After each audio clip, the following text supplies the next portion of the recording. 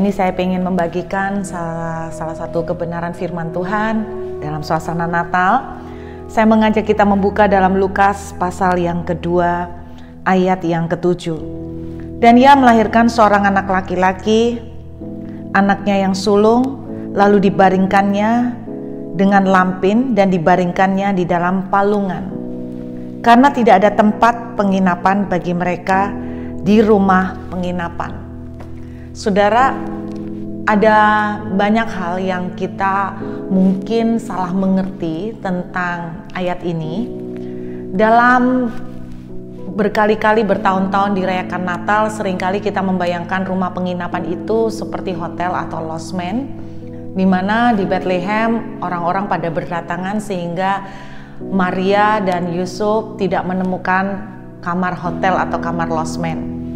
Nah, ternyata sebenarnya rumah penginapan ini bukan seperti itu. Tetapi rumah penginapan ini adalah lebih berbicara tentang rumah, tempat tinggal di tengah-tengah rumah keluarga besar. Jadi artinya itu begini, setiap kali mereka pergi ke dalam kota lain, maka mereka biasanya akan tinggal di rumah keluarga atau di rumah sanak saudara mereka. Nah, Yusuf itu berasal dari Bethlehem. Nah, ketika terjadi sensus mengharuskan dia sesuai dengan KTP, dia untuk balik ke Bethlehem untuk melakukan pendaftaran bersama dengan Maria tunangannya yang sedang hamil besar. Nah, keluarga besar Yusuf rata-rata ada di Bethlehem, saudara.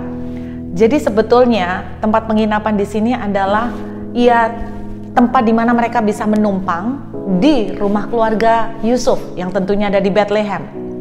Jadi bukan rumah penginapan seperti losmen.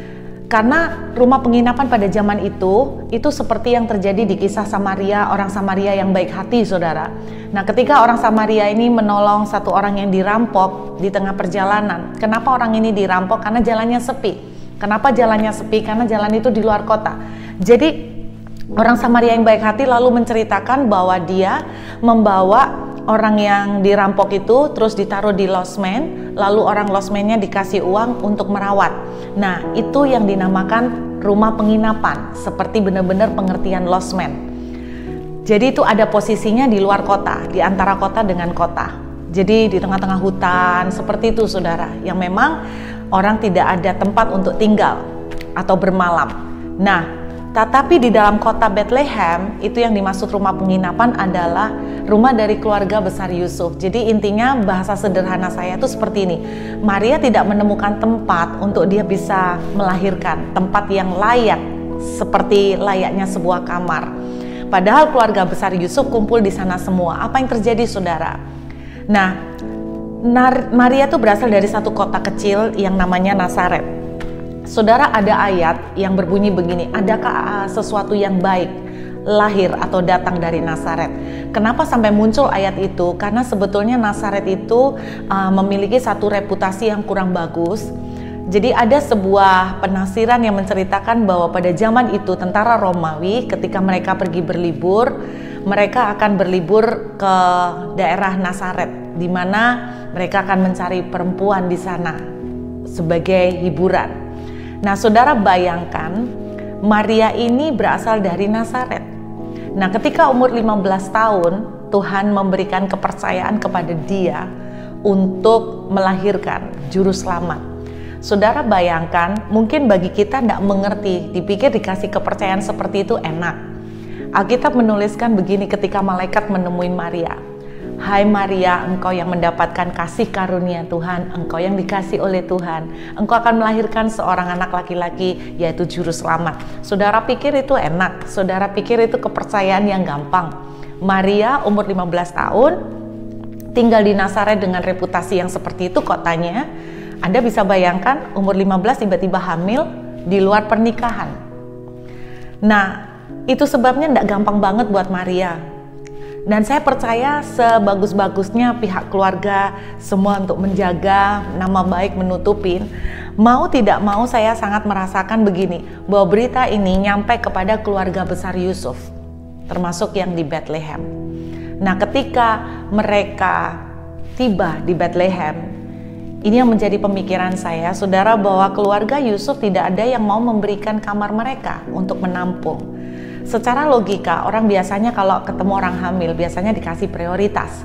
Tapi kenapa mereka tidak mau, saudara? Karena mereka menganggap Maria itu membawa aib. Nah, saudara bisa bayangkan kalau Anda punya anak perempuan, terus mengaku tiba-tiba hamil, ditanyain siapa yang menghamili lu, dia jawab oleh Roh Kudus. Saudara pasti tidak akan percaya kan? Nah, apalagi pada zaman itu, kenapa saya bilang begitu? Karena sejak zaman kita perjanjian lama, yaitu kitab terakhir Maleakhi, sampai masuk ke perjanjian baru, itu jaraknya 400 tahun. Dan selama 400 tahun tidak pernah ada suara Tuhan. Tidak ada malaikat, tidak ada penampakan malaikat, tidak ada demonstrasi hal-hal supranatural, tidak ada lagi nabi. Tuhan tidak berbicara selama 400 tahun.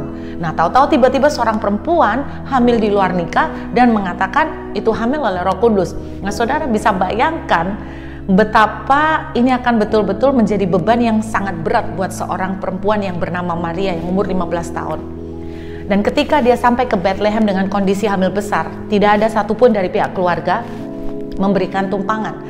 Padahal sebetulnya kalau mereka mau ngalah, kalau memang mereka mau ngalah pun bisa kan. Mungkin ada cowok yang ngalah, tidak tidur di kamarnya dikasihkan buat Maria. Logikanya mestinya ada. Nah, saudara bisa bayangkan bagaimana kalau kita tuh menjadi Maria. Kita bisa sangat kepahitan, saudara. Kita bisa sangat kecewa dengan Tuhan.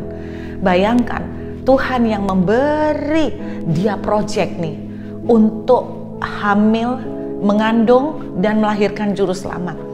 Tetapi dari sejak awal sampai dia detik-detik mau melahirkan, dia harus melalui perjalanan panjang, proses yang dihadapin sangat berat dan tidak mudah. Saudara, betapa mudahnya bagi seorang yang mengalami kayak Maria, kita bisa bereaksi, kita kecewa dengan Tuhan. Tuhan, aku sudah melakukan apa yang kau perintahkan, tapi kenapa engkau tidak membantu sedikit pun? Mbok ya dibantu sedikit lah Tuhan, masa semuanya dipersulit seperti ini? Dan bisa saja dalam kondisi seperti itu Maria kecewa dengan keluarga Yusuf. Tetapi saudara bayangkan, membesarkan seorang juru selamat tidak mudah loh. Ketika Yesus akil balik, satu kali Yesus hilang, namanya orang tua itu kan khawatir ya anaknya tiba-tiba hilang. Terus kemudian waktu Yesus datang dengan panik, mamanya bilang, kamu kemana aja, mama sampai khawatir.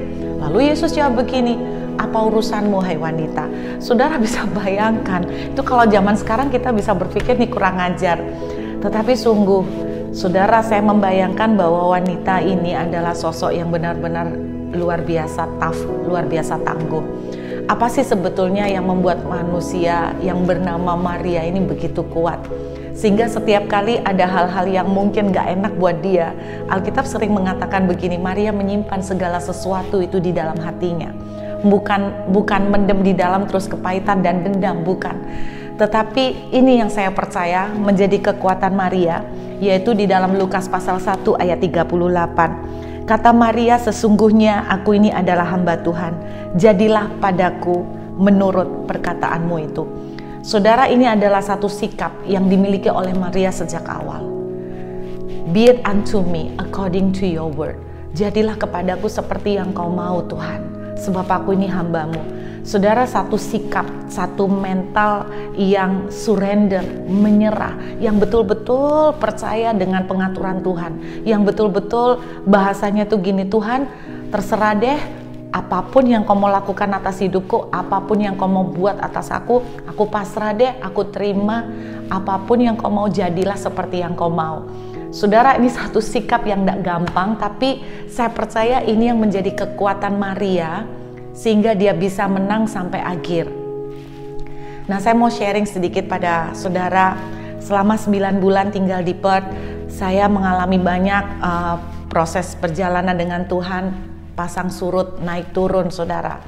Awal pertama masuk, saya melihat banyak kemurahan Tuhan terjadi. Saya menempatin sebuah rumah, saya ditampung bersama dengan seorang teman yang berbaik hati memberikan tumpangan.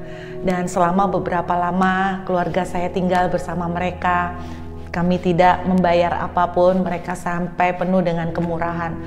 Nah, ketika saya sejak di lockdown bulan Maret, saudara tidak bisa balik Indonesia, saya mulai merasakan bahwa tinggal bersama dengan keluarga lain mungkin merupakan hal yang canggung buat saya. Keluarga saya nggak masalah, tapi bagi saya secara pribadi, saya merasakan ini nggak gampang.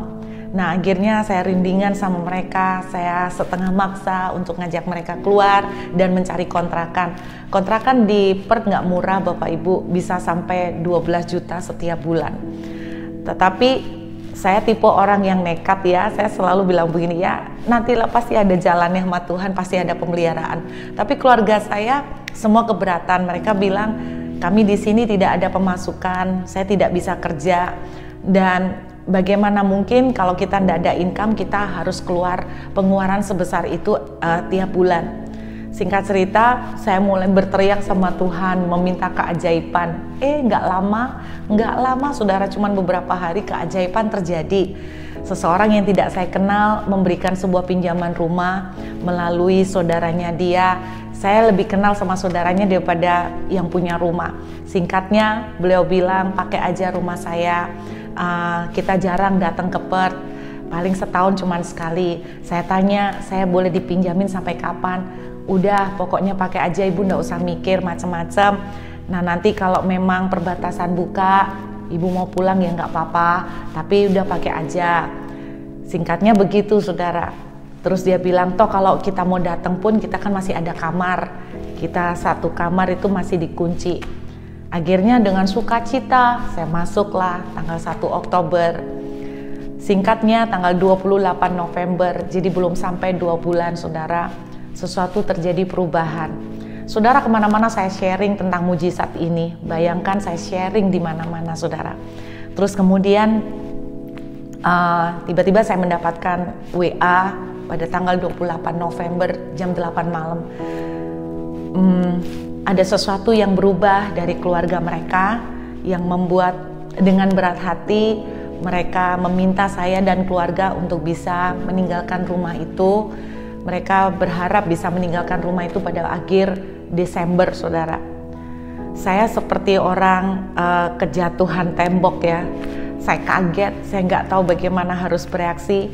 Mau nangis tidak bisa, mau teriak tidak bisa. Kalau dibilang kecewa pasti kecewa saudara. Saya kecewa karena saya sempat merasa seperti udah di PHP, udah dikasih kesempatan tumpangan. Saya sempat berpikir dalam hati kalau saya tahu cuma tinggal 2 bulan ya saya nggak akan pindah karena lebih capek untuk boyongan, untuk pindahan saudara. Tapi ya saya berusaha untuk menenangkan hati. Saya cerita dengan suami juga akhirnya nggak bisa tidur.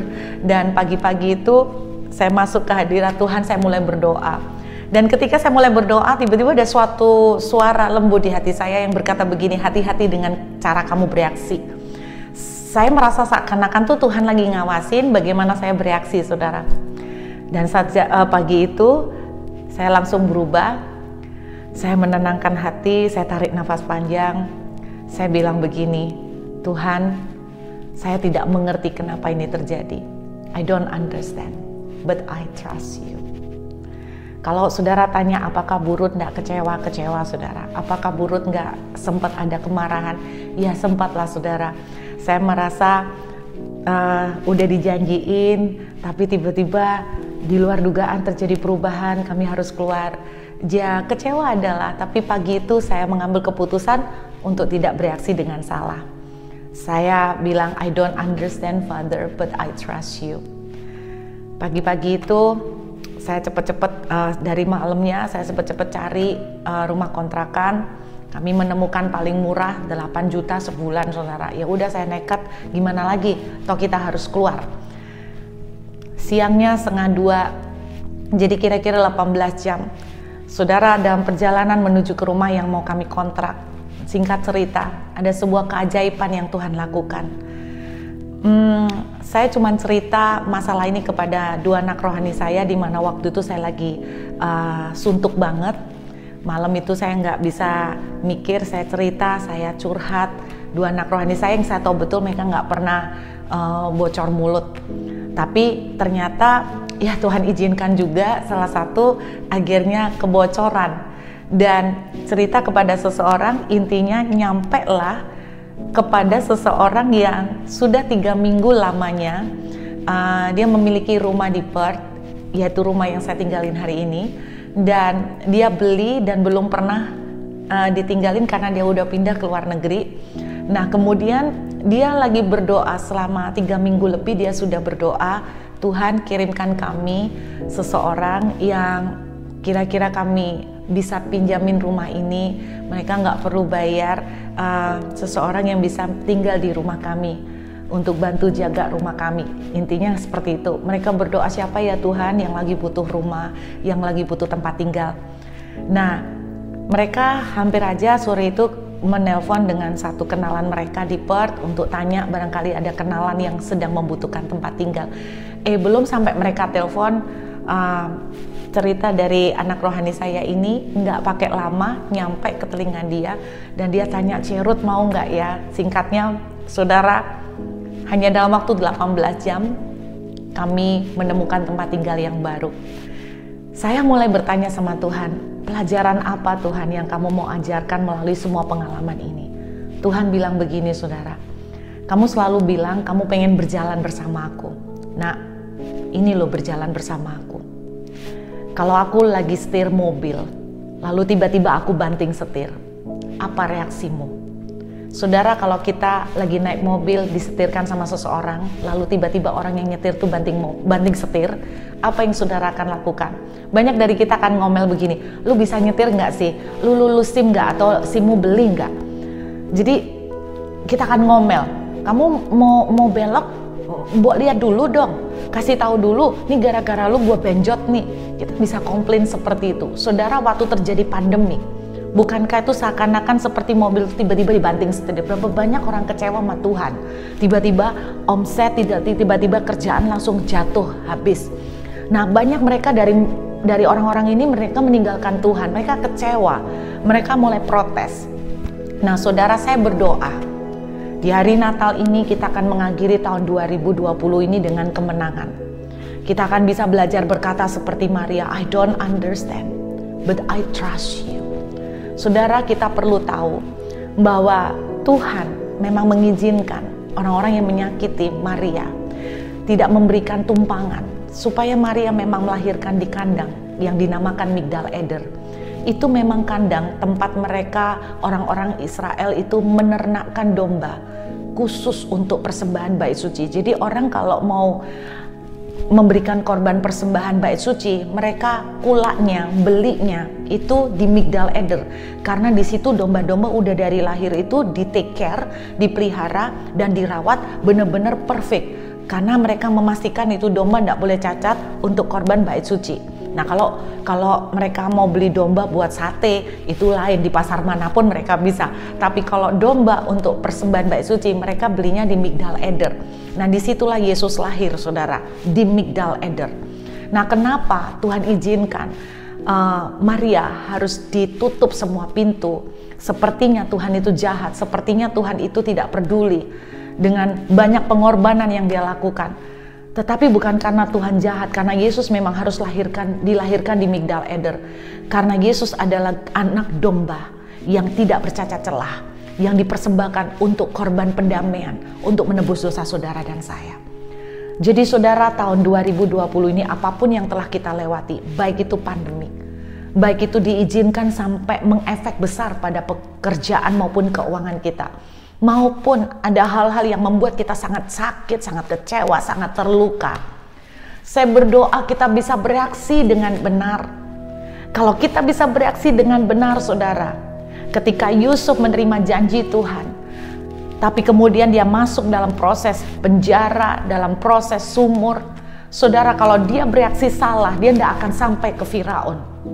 Saya sangat yakin setelah pandemik ini, tahun depan kalau kita bisa bereaksi dengan benar hari ini, kita akan melihat keajaiban Tuhan yang luar biasa. Saya tahu banyak dari saudara kecewa dengan seseorang, kecewa dengan Tuhan, kecewa dengan keadaan. Bisakah kita belajar mengambil keputusan, karena semua kembali ke keputusan kita, bereaksi dengan benar. Kita bisa belajar berkata, I don't understand but I trust you. Aku tidak mengerti Tuhan, tapi aku mau belajar percaya kepadamu. Percayalah bahwa Tuhan bekerja dalam segala sesuatu mendatangkan kebaikan. Tidak ada yang terjadi secara kebetulan. Tuhan ikut campur dalam kehidupan anak-anak Tuhan. Namun bagian saudara dan saya adalah belajar bereaksi dengan tepat, sehingga penjara akan berubah menjadi kemuliaan. Dan saya percaya melalui pandemik ini, kalau kita menang dan bereaksi dengan benar, kita akan melihat kemenangan yang dahsyat. Kita akan melihat kemuliaan Tuhan di tahun depan. Kita akan melihat banyak pintu yang terbuka. Kita akan melihat pembelaan, kita akan melihat pertolongan. Saudara, mari kita akhiri tahun ini dengan ucapan syukur bahwa kalaupun tahun ini tiba-tiba sepertinya Tuhan banting setir. Saudara, mungkin sebagian dari kita sempat benjot, mungkin sebagian dari kita sempat jatuh. Tapi kuatkan hatimu dan kita belajar berkata, I don't understand but I trust you. Kenapa kita belajar percaya sama Tuhan? Karena Tuhan cinta sama kita. Kalau nyawanya saja tidak Dia sayangkan, saudara, masakan Dia tidak akan memberkati dan menolong kita? Saya sangat percaya gini, semua proses, semua pembentukan diizinkan Tuhan untuk maksud baik. Karena itu mari kita belajar mengakhiri tahun ini dengan ucapan syukur dan belajar berkata, I don't understand, but I trust you. Aku tidak mengerti Tuhan, tapi aku percaya kepadamu karena aku yakin Engkau Tuhan mengasihi kami. Bukankah firman Tuhan bilang, begitu besarnya kasih Tuhan, kasih Bapa akan dunia ini, sehingga Dia mengaruniakan anaknya yang tunggal, supaya kita semua boleh beroleh jalan keselamatan dan hidup yang kekal. Saudara, saya terlalu yakin, jangan kecewa hanya karena kondisi keuangan, jangan kecewa karena kondisi pekerjaan.